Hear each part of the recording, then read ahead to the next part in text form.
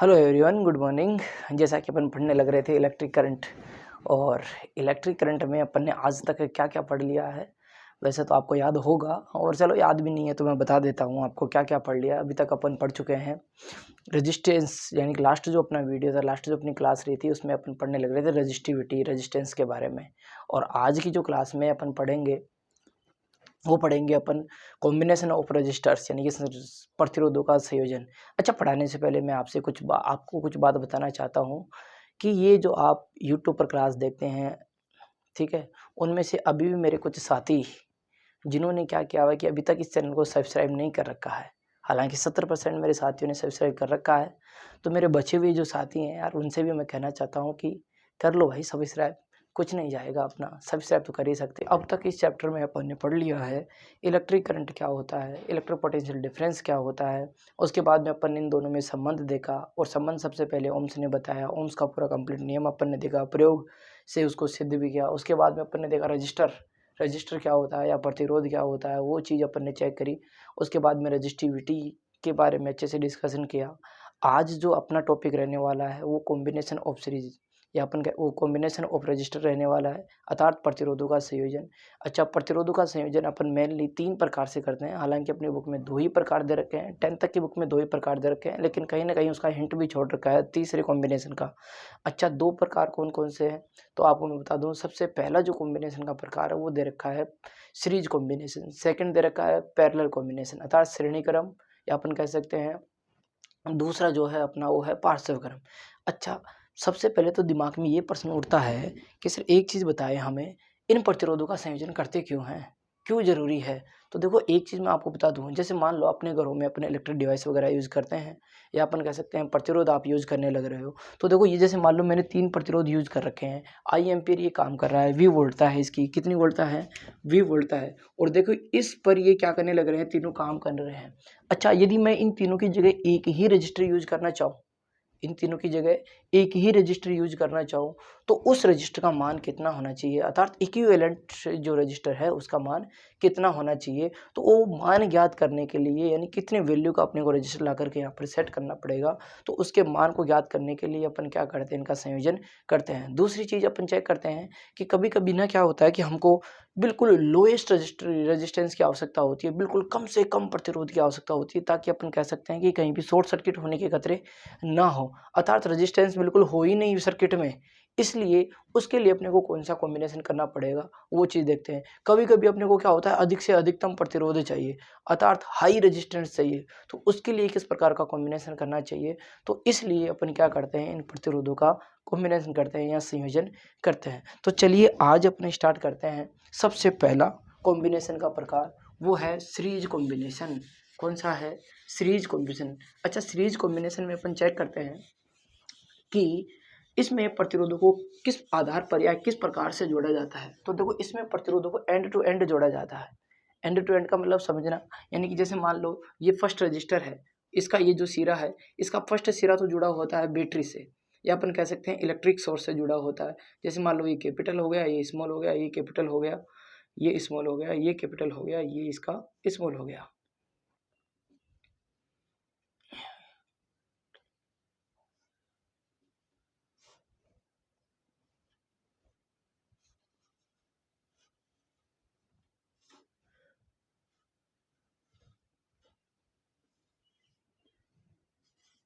अपन इसमें करते क्या है वो एक बार ध्यान देना।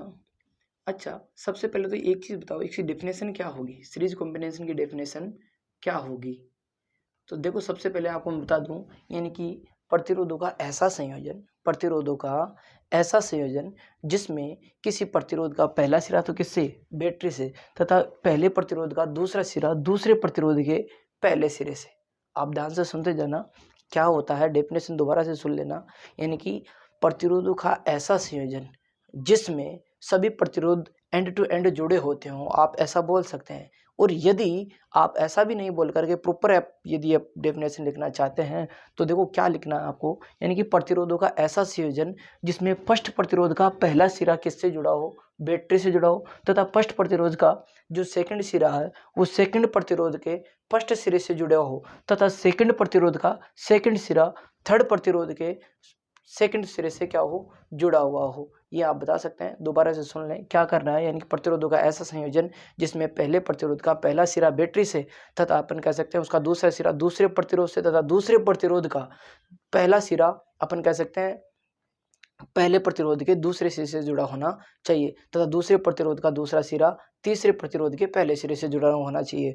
और इस प्रकार से जुड़े हुए प्रतिरोधों का अंतिम सिरा किससे जुड़ा होना चाहिए, बैटरी से जुड़ा हुआ होना चाहिए। तो इस प्रकार के संयोजन को अपन क्या कहते हैं, या अपन कहते हैं श्रेणी क्रम संयोजन कहते हैं। क्या बोलेंगे, श्रेणी क्रम संयोजन। बता सकते हैं, डेफिनेशन एक बार दोबारा से सुन लें। क्या होता है, यानी कि प्रतिरोधों का ऐसा संयोजन जिसमें पहले प्रतिरोध का पहला सिरा बैटरी के सिरे से तथा पहले प्रतिरोध का दूसरा सिरा दूसरे प्रतिरोध के पहले सिरे से, दूसरे प्रतिरोध के पहले सिरे से तथा दूसरे प्रतिरोध का दूसरा सिरा तीसरे प्रतिरोध के पहले सिरे से, और इस प्रकार के क्रम में जुड़े हुए प्रतिरोधों का अंतिम सिरा किससे जुड़ा होना चाहिए, बैटरी से जुड़ा होना चाहिए। तो इस प्रकार के संयोजन को अपन क्या बोलते हैं, श्रेणी क्रम संयोजन बोलते हैं।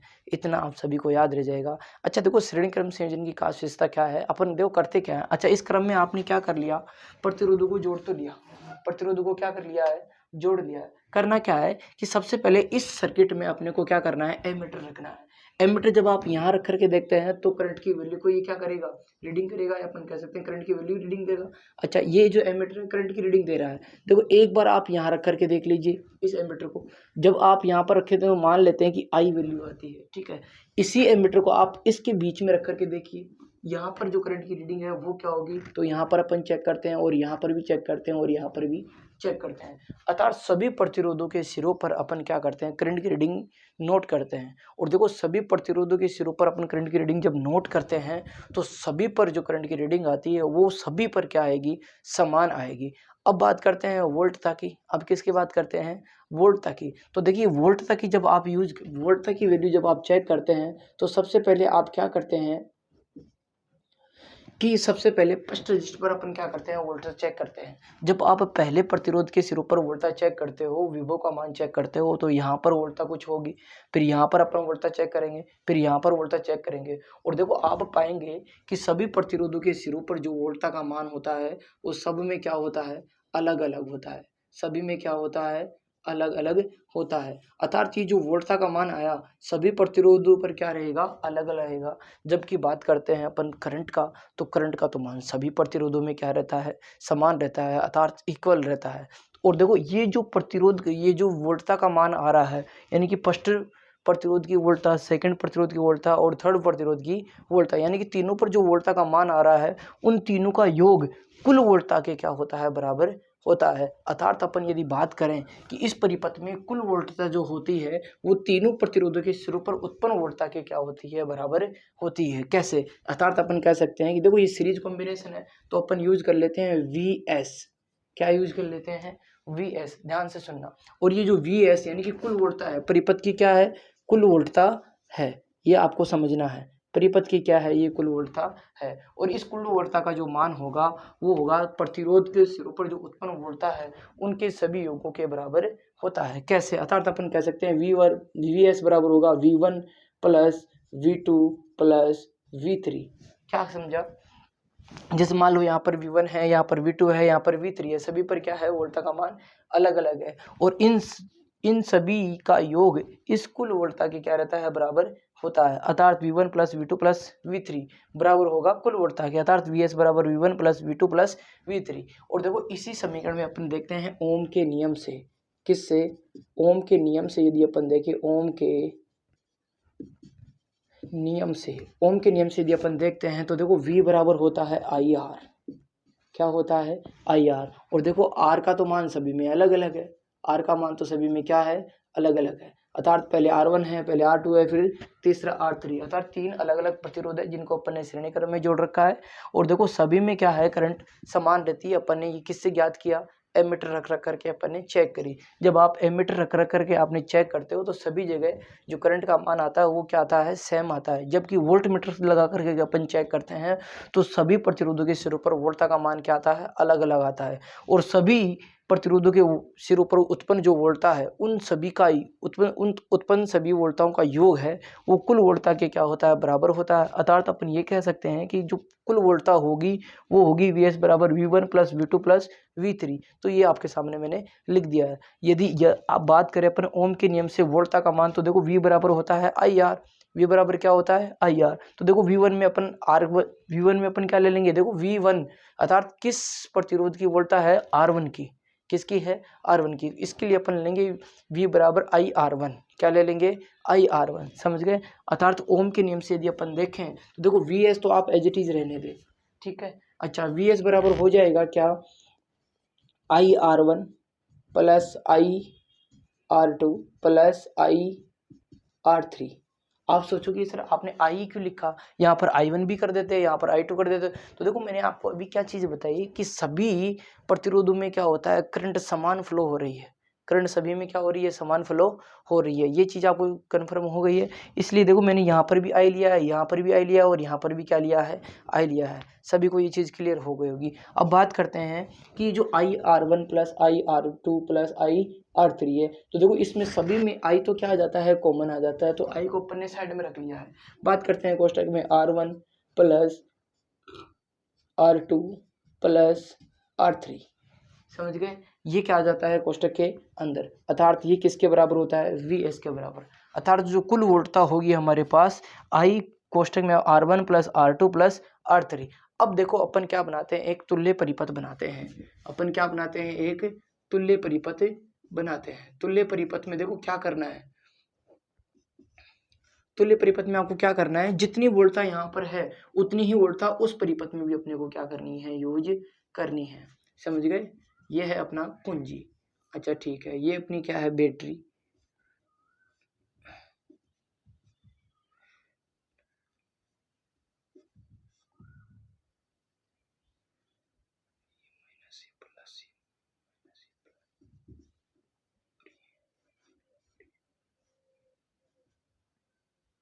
और यहाँ पर अपन ने यूज किया एमीटर, और ये है अपनी वोल्टता Vs। अच्छा, अभी मान लिया कि अपने इसका मान क्या है, Rs है। इसका मान क्या है, Rs। ये चीज समझ जाना। इसका जो मान होगा क्या है, अभी मान लेते हैं कि तुल्य प्रतिरोध का मान क्या है, Rs है। तो देखो तुल्य परिपथ में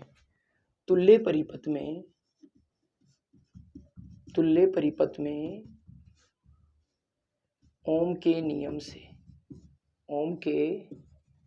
नियम से यदि अपन वोल्टता देखें, क्या देखें, वोल्टता देखें, तो देखो Vs बराबर होता है IRS।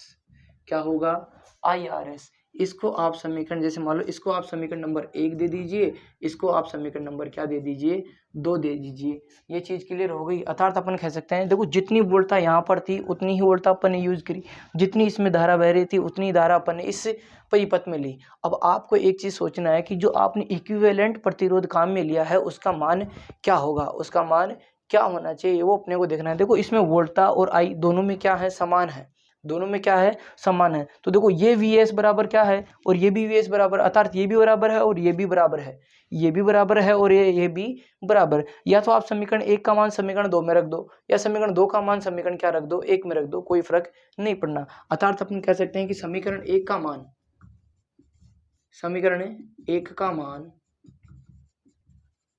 समीकरण 2 में रखने पर, समीकरण 2 में रखने पर, अच्छा रखेंगे क्यों, क्योंकि ये वोल्टता और ये वोल्टता तो क्या है, बराबर है। ये वोल्टता और ये वोल्टता तो क्या है, बराबर है। अर्थात आप ये भी तो कह सकते हैं कि Vs बराबर होगा Vs, और देखो दोनों का मान रख दो ना, इसका भी मान रख दीजिए, इसका भी मान रख दीजिए। इसका मान क्या है, IRS। इसका मान क्या है, IRS। तो अपन कह सकते हैं IRS। और इस Vs का मान क्या होगा, इस Vs का मान अपन कह सकते हैं I, कोष्टक में अपन कह सकते हैं R1 plus R2 plus R3। कोई प्रॉब्लम है, कोई प्रॉब्लम नहीं है। अर्थात यहाँ पर I से I क्या हो जाएगा, कैंसिल हो जाएगा। और देखो हमारे पास जो बचेगा वो बचेगा RS बराबर अपन कह सकते हैं R1 प्लस R2 प्लस क्या बचेगा, R3 बराबर क्या बचेगा R3। अर्थात यहाँ पर हमारे पास इस RS का क्या निकल के आ गया है, मान निकल के आ गया है। क्या बताओगे कि देखो परिपथ में जुड़े हुए सभी प्रतिरोधों का योग, सभी प्रतिरोधों का योग तुल्य प्रतिरोध के क्या होता है, बराबर होता है। अर्थात यदि आपको इन तीनों की जगह एक ही रेजिस्टेंस यूज करना है तो इन तीनों का आपको प्रतिरोध को क्या कर देना है, जोड़ देना है। ये चीज़ क्लियर हो गई। और देखो आपको एक चीज़ बताएं कि श्रेणी क्रम में जो प्राप्त प्रतिरोध तुल्य प्रतिरोध का मान है, प्राप्त तुल्य प्रतिरोध का जो मान होगा वो जुड़े हुए प्रतिरोधों में, जुड़े हुए प्रतिरोधों में अधिकतम मान के प्रतिरोध से भी क्या होता है, अधिक प्राप्त होता है। मैंने क्या बोला है आप ध्यान से सुनना, दोबारा से सुनना और गौर से सुनना। देखो क्या बोला है कि श्रेणी क्रम में प्राप्त जो तुल्य प्रतिरोध यानी कि जो RS का मान है वो श्रेणी क्रम में जुड़े हुए सभी प्रतिरोधों के अधिकतम मान के प्रतिरोध, अधिकतम मान के प्रतिरोध, जैसे मान लो कि ये कोई 5 ओम का है, ठीक है, ये 10 ओम का है और ये 15 ओम का है। ये चीज़ क्लियर हो गई। ये क्या है, 15 ओम का है। मैंने क्या बोला है कि प्राप्त तुल्य प्रतिरोध का मान श्रेणी क्रम में जुड़े हुए सभी प्रतिरोधों के, देखो श्रेणी क्रम में 5 ओम का भी जुड़ा हुआ है, 10 ओम का भी जुड़ा हुआ है और कितने ओम का जुड़ा हुआ है, 15 ओम का वो जुड़ा हुआ है। अर्थात श्रेणी क्रम में जुड़े हुए सभी प्रतिरोधों के या सभी प्रतिरोधों में से अधिकतम प्रतिरोध के मान से भी क्या होता है, अधिक प्राप्त होता है। ये चीज आपको याद रख लेनी है। कैसे याद कर लेनी है, अर्थात अपन कह सकते हैं कि जो RS का मान होगा अधिकतम प्राप्त होना चाहिए, अधिकतम मान के प्रतिरोध से भी क्या होता है, अधिक प्राप्त होता है। कैसे, RS बराबर अपन कह सकते हैं R1 प्लस क्या होता है, R2 प्लस R3। यही होता है कि नहीं होता। R1 का मान कितना होता है, 5 प्लस कितना होता है, 10 प्लस कितना होता है, 15। ये आप कर सकते हैं। जब आप ये करते हैं तो देखो कितना हो जाता है, RS का जो वैल्यू आएगा वो आएगा 30 ओम। कितना आएगा, 30 ओम। अर्थात अपन ये कह सकते हैं कि परिपथ में जुड़े हुए सभी प्रतिरोधों के अधिकतम मान के प्रतिरोध कितना था, 15 ओम का था। इससे भी क्या होता है, अधिक प्राप्त होता है। ये चीज़ क्लियर हो गई क्या, ये चीज़ क्लियर आपको हो जानी चाहिए। ये लास्ट लाइन है। अच्छा, तो ये रहा अपना क्या, श्रेणी क्रम संयोजन। देखो इसमें पढ़ना क्या है, आपको करना कुछ नहीं है, यानी कि प्रतिरोधों का ऐसा संयोजन जिसमें पहले प्रतिरोध का पहला जो सिरा होता है वो बैटरी के पहले सिरे से तथा पहले प्रतिरोध का दूसरा सिरा दूसरे प्रतिरोध के पहले सिरे से जुड़ा हुआ होना चाहिए तथा दूसरा प्रतिरोध का जो दूसरा सिरा है तीसरे प्रतिरोध के पहले सिरे से जुड़ा हुआ होना चाहिए। ये चीज़ आपको क्लियर होनी चाहिए। अर्थात इस क्रम में जुड़े हुए सभी प्रतिरोधों का जो अंतिम सिरा है वो किससे जुड़ा होना चाहिए, बैटरी से जुड़ा होना चाहिए। तो प्रतिरोधों का ऐसा संयोजन क्या कहलाएगा, श्रेणी क्रम संयोजन कहलाएगा। ये चीज़ आपको क्लियर हो गई होगी। अब बात करते हैं कि इस श्रेणी क्रम संयोजन में अपन एमीटर को रख करके चेक करते हैं सभी प्रतिरोधों के सिरों पर। अच्छा, जब सभी प्रतिरोधों के सिरों पर आप रख करके चेक करते हो, देखो एमीटर को आप यहाँ भी रखोगे तो अपने को क्या देखना है, इसका रीडिंग देखना है कि करंट का रीडिंग क्या होगा। जब आप प्रतिरोध के सिरों पर रख करके देखिए इसका करंट का रीडिंग वैल्यू अपने पास आ गया, इसी एमीटर को आप कहाँ पर यूज कर सकते हो, सेकंड प्रतिरोध के सिरों पर यूज करोगे, थर्ड प्रतिरोध के सिरों पर यूज करोगे। तो सभी प्रतिरोधों पर जब आप अलग अलग जगह रख करके देखते हैं तो सभी जगह जो करंट का मान आता है वो क्या आता है, सेम आता है। अब बात करते हैं अपन किसकी, वोल्टता की। तो देखो वोल्ट मीटर अपन यहाँ भी लगाएंगे, यहाँ भी लगाएंगे और यहाँ भी लगाएंगे। और जब इन तीनों में अपन क्या करते हैं, रीडिंग चेक करते हैं, तो उस तीनों में रीडिंग जो आती है वो क्या आती है, अलग अलग आती है। और वो जो तीनों में अलग अलग रीडिंग आ रही है उन तीनों रीडिंगों का योग जो होता है वो कुल अपन कह सकते हैं वोल्टता के क्या होता है, बराबर होता है। अर्थात अपन कह सकते हैं जो कुल वोल्टता होगी वो किसके बराबर होगी, VS बराबर V1 plus V2 plus V3 के बराबर होगी। अर्थात ओम के नियम से V बराबर क्या होता है, IR होता है। अर्थात VS बराबर हो जाएगा IR1 IR2 और IR3। समझ गए, जो इसका मान रख देना है। देखो V1 बराबर होता है, V बराबर होता है IR, तो देखो V की जगह उस V का वैल्यू रख दीजिए आप, V2 की जगह V2 का वैल्यू रख दीजिए, V3 की जगह V3 का वैल्यू रख दीजिए। करना कुछ भी नहीं है। देखो सभी में प्रतिरोध अपने अलग अलग यूज कर रखा है तो आपको अलग अलग मान लेना है। सभी में करंट समान फ्लो कर रही है तो करंट को क्या रखना है, अपने को समान रखना है। करना कुछ नहीं है। VS बराबर हमारे पास आ जाएगा I कोष्टक में R1 plus R2 plus R3। समीकरण नंबर आप इसको क्या दे दीजिए, 1 दे दीजिए। अब बात करते हैं तुल्य परिपथ की। तो तुल्य परिपथ में अपने को सेम वोल्टता और सेम क्या रखनी है, करंट रखनी है। और देखो सेम वोल्टता और सेम करंट रख करके आप जब तुल्य प्रतिरोध जोड़ते हैं तो इस IRS का अपने को क्या निकालना है, वैल्यू निकालना है। और अपने को तुल्य प्रतिरोध भी ले लिया और इस प्रतिरोध का अपने को मान पता नहीं है, अर्थात इसका मान कितना होना चाहिए वो अपन किससे निकालते हैं, इसी से निकालेंगे। देखो कैसे, तो तुल्य परिपथ में अपन देखते हैं ओम के नियम से VS बराबर क्या हो जाएगा, IRS। माना कि अभी तुल्य प्रतिरोध का मान क्या है, RS है, तो RS मान करके अपन इसको सोल्व कर रहे हैं। तो देखो हमारे पास VS बराबर क्या हो जाना है, IRS। देखो ये वोल्ट था और ये वोल्ट था, दोनों में क्या थी, समान थी। अर्थात VS बराबर क्या है, VS। तो देखो VS का मान, इधर वाला जो VS का मान है वो रख दीजिए, इधर वाला VS का मान भी रख दीजिए। तो एक तरफ अपने पास आ रहा है IRS और एक तरफ आ रहा है VS का मान कितना था हमारे पास, आई कोष्टक R1 plus R2 plus R3। जब आप इसको रख करके सोल्व करते हैं तो आई से आई क्या हो जाना है, कैंसिल। क्यों होगा कैंसिल, क्योंकि इसमें भी आई समान है और इसमें भी आई क्या है, समान है। ये चीज़ बता सकते हैं। उसके बाद में अपन देखते हैं कि RS बराबर हमारे पास जो आया R1 plus R2 plus R3, और यही क्या है हमारा श्रेणी क्रम संयोजन का तुल्य प्रतिरोध है, ये आप बता सकते हैं। और तुल्य प्रतिरोध का जो श्रेणी क्रम में तुल्य प्रतिरोध का जो मान है वो जुड़े हुए सभी प्रतिरोधों में से अधिकतम मान के प्रतिरोध से भी क्या होता है, अधिक प्राप्त होता है। किसका मान प्राप्त होता है, तुल्य प्रतिरोध का मान प्राप्त होता है। तो मेरे हिसाब से ये चीज़ आपको क्लियर हो गई होगी, अच्छे से आप बता भी सकते हैं। अच्छा, इसका जो देखो एडवांटेज कुछ भी नहीं है। अपन कह सकते हैं कि जैसे मान लो अपन दिवाली वगैरह में यूज़ करते हैं लाइन वगैरह, तो देखो इसका डिसएडवांटेज जरूर है, वो ये है कि इसमें जो जुड़ी हुई युक्तियाँ, जैसे मान लो यहाँ से कोई इलेक्ट्रिक सर्किट ब्रेक हो गया, या जैसे मान लो ये जो रजिस्टर है वो क्या हो चुका है, खराब हो चुका है, तो देखो ये रजिस्टर खराब हो जाने के बाद में आगे के रजिस्टर हैं वो भी कार्य करना क्या कर देते हैं, बंद कर देते हैं। हालांकि इसके जो प्रॉफिट लॉस है दोनों के अपन चेक करेंगे, अभी पैरेलल कॉम्बिनेशन भी अपन पढ़ने वाले हैं, तो उम्मीद है कि ये सीरीज कॉम्बिनेशन आपको अच्छे से समझ में आ गया होगा। अब अपन स्टार्ट करने वाले हैं कौन सा, सीरीज कॉम्बिनेशन के बाद में अपन स्टार्ट करेंगे पैरेलल कॉम्बिनेशन, ठीक है। अच्छा, पार्श्व क्रम पढ़ाने से पहले श्रेणी क्रम से जुड़े हुए कुछ क्वेश्चंस है वो आपको मैं पहले प्रैक्टिस करवा देता हूँ ताकि आपको और अच्छे से टॉपिक क्लियर हो जाए। देखना, एक क्वेश्चंस है वो है हमारे पास कि एक विद्युत लैंप है जिसका प्रतिरोध है 20 ओम। एक विद्युत लैंप है जिसका प्रतिरोध कितना दे रखा है हमारे पास, 20 ओम दे रखा है, समझ गए।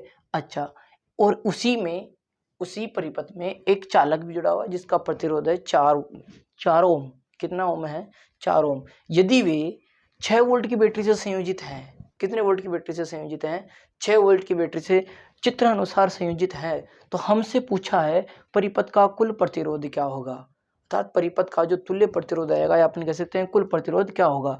परिपथ में बह रही विद्युत धारा का मान क्या होगा, विद्युत लैंप चालक के सिरों पर, विद्युत लैंप और चालक के सिरों पर अपन कह सकते हैं विभवांतर क्या होगा।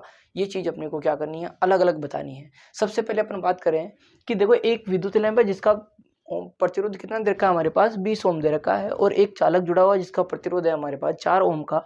तो हमसे पूछा गया है कि परिपथ में कुल प्रतिरोध कितना होगा, और वो दोनों चित्रानुसार किससे जुड़े हुए हैं, 6 वोल्ट की बैटरी से जुड़े हुए हैं। और हमसे पूछा है कि परिपथ में प्रवाहित विद्युत धारा का मान भी आपको क्या करना है, बताना है। और लास्ट में हमसे पूछा है क्या कि विद्युत लैंप तथा चालक के सिरों पर उत्पन्न विभवांतर क्या होगा, वो आपको बताना है। सबसे पहले बात करते हैं परिपथ का कुल प्रतिरोध।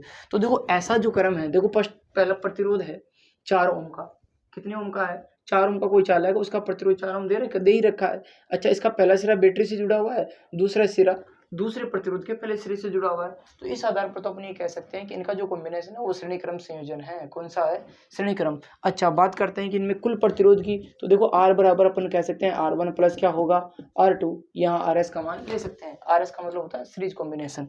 अच्छा, R1 का मान कितना दे रखा है, 4 ओम, प्लस बल्ब का कितना दे रखा है, 20 ओम, अर्थात R1 प्लस R2 पहला प्रतिरोध है और ये कौन सा प्रतिरोध है, दूसरा प्रतिरोध। देखो 20 ओम, ये भी ओम है, तो दोनों प्रतिरोध हैं। तो जब आप दोनों को जोड़ते हैं तो हमारे पास जो तुल्य प्रतिरोध का मान आएगा वो आएगा कितना, 24 ओम। ये चीज़ क्लियर हो गई क्या, ये चीज़ यदि आपको क्लियर हो गई है तो अपन देखो इसी पॉइंट से अपन दूसरा पॉइंट भी निकाल सकते हैं, विद्युत धारा का मान ज्ञात करिए, इलेक्ट्रिक करंट कितना फ्लो करेगा इस सर्किट में, वो चीज़ अपने को क्या करना है, देखना है। देखो V का मान कितना दे रखा है आपके पास, 6 वोल्ट। तुल्य प्रतिरोध का मान आपके पास आ ही गया है कितना, 24 ओम। तो देखो ओम के नियम से यदि रखें तो V बराबर है हमारे आई आर, क्या होगा, बराबर आर। तो अर्थात I का मान निकाल, परिपथ को विद्युत मान निकालना है, करना है अपॉन क्या हो जाए, R बराबर क्या है। देखो V का वैल्यू है कितना है हमारे पास, 6 है, कितना है, और R का तुल्य प्रतिरोध आया उसका मान है हमारे पास 20 ओम, कितना आया, 20 ओम आ रखा है। तो जब इनको जब डिवाइड करते हैं तो हमारे तो आंसर निकल, देखो 6 को 24 में जब आप करते हो या डिवाइड करते हो तो 0.24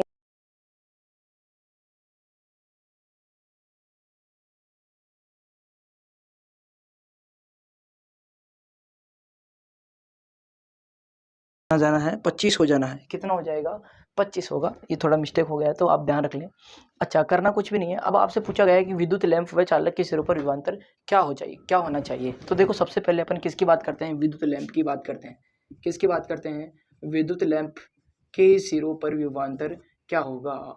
अच्छा, करना कुछ भी नहीं है आपको। देखो कुल धारा का मान आपको पता है 0.25 एम्पियर है, कितना आ रखा है, 25 एम्पियर। अच्छा ठीक है, आपसे पूछा गया है कि विद्युत लैंप के सिरों पर विभवांतर क्या होगा। करना कुछ नहीं है, विद्युत लैंप का जो रेजिस्टेंस है वो कितना है, 20 ओम दे रखा है आपको। तो देखो V बराबर हो जाना है 0.24 एम्पियर, तो वो तो पूरे सर्किट में करंट फ्लो कर ही रहा है, तो आपको बता देना है कि कितना हो जाना है, 0.25 एम्पियर है, सॉरी 0.25, तो आप एज इट इज रख दोगे, कोई दिक्कत नहीं है। अच्छा R का मान कितना लेना है इस बार, देखो पूरे टोटल नहीं लेकर के अपने को क्या लेना है, सिर्फ विद्युत लैंप का पूछा है, विद्युत लैंप के सिरों पर आपको क्या पूछा है, विभवांतर का मान पूछा है। तो करना कुछ भी नहीं है, इसका मान आप रख दीजिए यहाँ पर। जब आप इसको मल्टीप्लाई करते हैं तो V का जो मान आएगा 25 को 20 से जब आप मल्टीप्लाई करोगे तो हमारे पास जो मान निकल करके आएगा कितने का, 250 पॉइंट उठा करके अपन देखेंगे तो 5 के समथिंग आ रहा है, 25 दूना 50 है ना। तो V बराबर मान कितना आ रहा है, 5 वोल्ट, कितना आ रहा है, 5 वोल्ट निकल करके हमारे पास आ जाएगा। ये चीज़ क्लियर है। अच्छा अब आपसे पूछा गया है कि चालक के सिरों पर आपको क्या बताना है, प्रतिरोध बताना है। करना कुछ नहीं, वैसे ही चालक के सिरों पर प्रतिरोध ज्ञात करने के लिए ओम के नियम से तो वही आ जाएगा। इस बार क्या कर दोगे, चालक के सिरों पर प्रतिरोध, चालक के सिरों पर प्रतिरोध ज्ञात करने के लिए आपको क्या करना है, करना कुछ भी नहीं है। V बराबर हमारे पास होता है IR, क्या होता है, IR। V का मान अपने को एज इट इज अपने को निकालना ही है। I का मान कितना दे रखा है, 0.25 एम्पियर, और R का मान कितना दे रखा है हमारे पास 4, तो कितना हो जाएगा, 25 चौका 100, यानी कि 00 के आगे अभी यदि अपन पॉइंट लगाते हैं तो हमारे पास V का जो मान आएगा वो कितना आता है, 1 वोल्ट आता है। और याद करो देखो ये V का मान 5 वोल्ट, ये है 1 वोल्ट, तो देखो कुल वोल्टता का जो मान आया हमारे पास कितना आया, 6 वोल्ट आया कि नहीं आया। 6 वोल्ट यदि आ रहा है तो अपन कह सकते हैं कि हमारा जो पर्सन है वो क्या होगा, सही होगा। कैसे होगा, देखो क्या होता है, मैंने जब आपको कॉन्सेप्ट पढ़ाया तो उसमें आपको मैंने एक चीज़ बताई, वो ये कि परिपथ में इनके सिरों पर जो उत्पन्न विभवांतर है उन दोनों का योग कुल विभवांतर के क्या होता है, बराबर होता है। अर्थात कुल विभवांतर का जो मान होगा इन दोनों के सिरों पर उत्पन्न वोल्टता के योग के क्या होता है, बराबर होता है। ऐसा मैंने आपको श्रेणी क्रम में बताया है। ये चीज़ क्लियर हो गई होगी, और ये देखो आपके सामने प्रूफ भी हो रही है। सोचो कि इस प्रश्न को थोड़ा सा घुमा करके आपसे पूछ लिया जाए और आपसे बता दिया जाए कि इस बार आपको क्या करना है, कि यदि ये 24 ओम का तो अपने पास तुल्य प्रतिरोध है ही है। अच्छा ठीक है, यदि 0.25 एम्पियर की क्या करवाई जाए, इसमें धारा प्रवाहित करवाई जाए, तो तुल्य प्रतिरोध का मान क्या होगा। तुल्य प्रतिरोध का मान नहीं दिया हुआ, हालांकि आपने निकाला है तुल्य प्रतिरोध का मान, लेकिन तुल्य प्रतिरोध का मान दिया हुआ नहीं है, और इस बार दे दिया धारा करंट का मान अपने को दे दिया है। तो करना कुछ भी नहीं है, यदि आपके पास तुल्य प्रतिरोध का मान निकालते देखो V बराबर क्या होता है, IR। अच्छा वोल्ट का मान आपको पता ही है, 6 वोल्ट है ही है। अच्छा I का मान कितना दे रखा है हमारे पास, परसेंट में अपने चेंज कर दिया है, वो दे रखा है 0.25 एम्पियर इंटू R का मान आपसे पूछा है, R का मान आपसे क्या किया है, पूछा है। तो करना कुछ भी नहीं है, क्या करोगे बताओ, V बराबर क्या होता है, IR होता है कि नहीं होता है। तो करना क्या है, इस बार V अपॉन I हो जाएगा, V अपॉन I, तुल्य प्रतिरोध का मान ही तो पूछ रहा है आपसे, तो V अपॉन I होगा। तो सीधी सी बात है कि ये लो सर अपन V अपॉन I का मान रख देंगे। V का मान तो अपने पास 6 है ही, V अपॉन I बराबर R हो जा रहा है ना, तो अपन कह सकते हैं 6 बटे ये कितना हो जाएगा, 0.25 बराबर क्या हो जाएगा, R तुल्य प्रतिरोध का मान पूछा है। आप इसको उठाओगे, 00 लगाओगे तो कितना जाएगा, लगभग कितना आएगा, 24 के समथिंग आ रहा है। अर्थात हमारा जो मान आएगा वो कितना आएगा, 24 ओम आएगा। अर्थात देखो वैसे जब आप निकालते हो तो भी हमारे पास कितना आ रहा है, 24 ओम ही आ रहा है। देखो 25 दूना कितना होता है, 50, दो मान अपन ने रख लिया है, बच गया 10, बच गया कितना, 10 बच गया है। अच्छा 10 बच गया है, और 10 के आगे 0, 25 चौका 100, 24 ओम आ गया है। ठीक है, अच्छा ठीक है, तो R बराबर हमारे पास 24 ओम आंसर आ रहा है। देखो जब आपने श्रेणी क्रम से निकाला तो भी विद्युत धारा देख करके निकाल दिया, तो भी आपका प्रतिरोध का जो मान आएगा, तुल्य प्रतिरोध का मान 24 ओम ही आएगा। तो उम्मीद है ये प्रश्न आपको अच्छे से समझ में आ गया होगा। दोबारा समझ लिया, आपको प्रश्न में क्या पूछा था। प्रश्न में आपको क्या दे रखा है, एक विद्युत लैंप दे रखा है, एक चालक दे रखा है जिसका प्रतिरोध 4 है, तीनों को क्या कर रखा है, यानी कि एक 6 वोल्ट की बैटरी से जोड़ रखा है, चित्रानुसार जोड़ रखा है।